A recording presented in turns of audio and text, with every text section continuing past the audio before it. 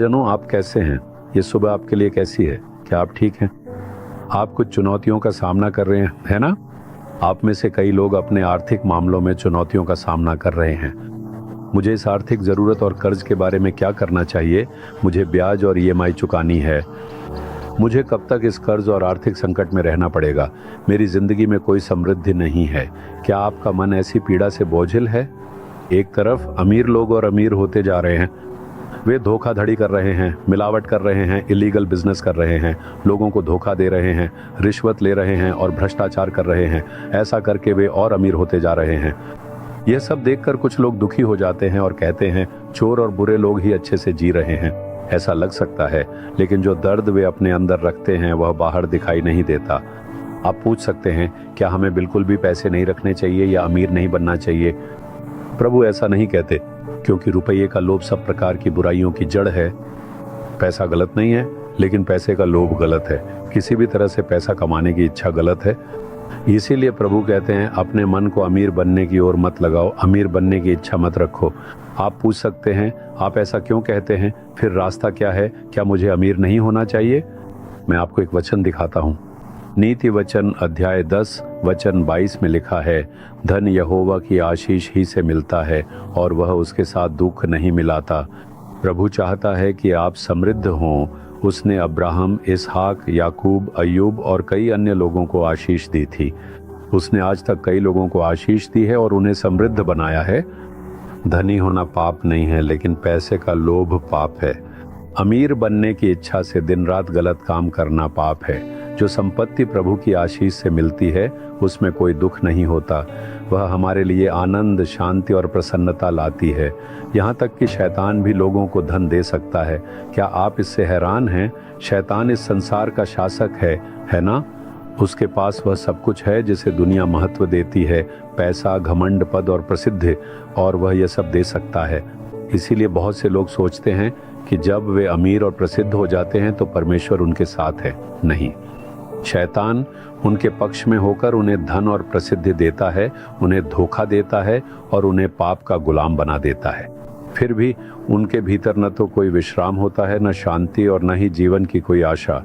वे बस निराशा भरी जिंदगी जी रहे होते हैं। वे बाहर से साहसपूर्वक बोल सकते हैं, लेकिन वास्तव में वे ऐसे नहीं होते। अपने मन की गहराई में वे कोई न कोई दुख, पीड़ा, हानि या कमी में रहते हैं।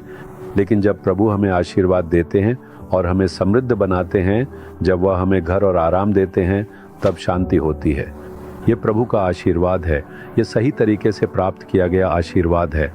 प्रभु का आशीर्वाद सही तरीके से आता है। प्रभु का आशीर्वाद कभी भी अवैध तरीके से नहीं आता। जब आप प्रभु का आशीर्वाद प्राप्त करते हैं तो आपको ऐसी समृद्धि मिलती है जिससे आप बिना किसी कमी के जीवन जी सकते हैं। आपका जीवन संतोषजनक होगा। यही सच्चा आशीर्वाद है। क्या आप धन चाहते हैं या प्रभु का आशीर्वाद? क्या आप समृद्धि चाहते हैं या प्रभु का आशीर्वाद? प्रभु से प्रार्थना करें कि वह आपको अपना आशीर्वाद दे।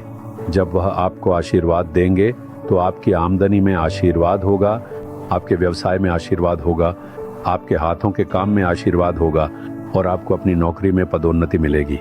वह आशीर्वाद आनंद, शांति और विश्राम से भरा होगा। आपको यह संतुष्टि होगी कि प्रभु आपके साथ है और आपको आशीर्वाद दे रहे हैं।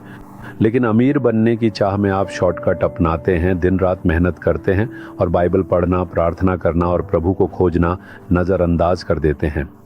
आप अपनी ताकत, मेहनत, दोस्तों और कई अन्य चीज़ों पर निर्भर रहते हैं। एक दिन ये सब आपको दुनिया के सामने शर्मिंदा कर देगा। भारत में जिन्होंने हजारों करोड़ टैक्स का पैसा हड़प लिया, अमीर बन गए और फिर बदनामी के साथ विदेश भाग गए, उनका जीवन इतना शर्मनाक है कि आम लोग भी उन्हें चोर कहते हैं। वे बाहर से अच्छे दिख सकते हैं, लेकिन असलियत इससे अलग होती है। जो लोग ईमानदार हैं और प्रभु के आशीर्वाद के साथ जीवन जीते हैं, उनके पास आनंद, शांति और विश्राम होगा। वे दूसरों के लिए भी आशीर्वाद बनेंगे। इसीलिए प्रभु उन संपत्तियों के बारे में बात करते हैं जो प्रभु के आशीर्वाद से आती हैं। उनसे प्रार्थना करें, प्रभु मेरे काम, आय और व्यवसाय में मुझे आशीर्वाद दें।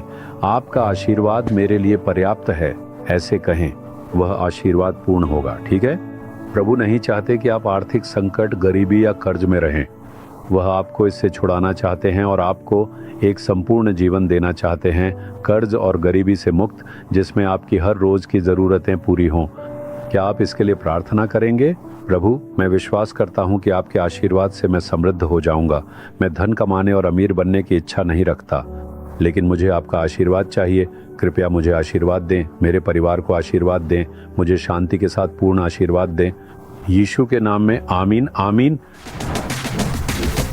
Jesus redeem Hindi YouTube channel को सब्सक्राइब करें। सब्सक्राइब बटन पर क्लिक करें और बेल आइकन को भी क्लिक करके हर दिन की नई कार्यक्रमों की जानकारी प्राप्त करें।